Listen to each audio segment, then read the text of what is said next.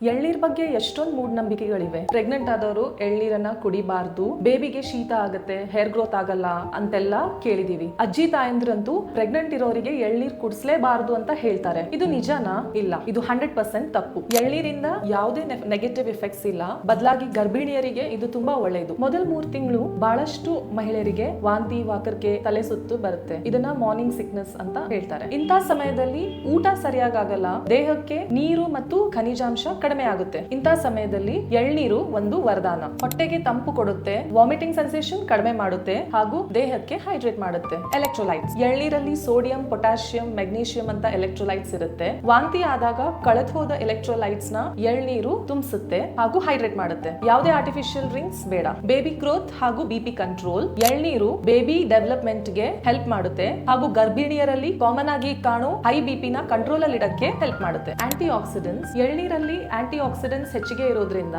ತಾಯಿ ಮತ್ತು ಮಗುವಿನ ರೋಗ ನಿರೋಧಕ ಶಕ್ತಿಯನ್ನು ಹೆಚ್ಚಿಸುತ್ತದೆ. ಸೊ ದಿನ 1 ಗ್ಲಾಸ್ ಎಳ್ನೀರು ಕುಡೀರಿ. ಮೂಢನಂಬಿಕೆಯಿಂದ ದೂರ ಇರಿ.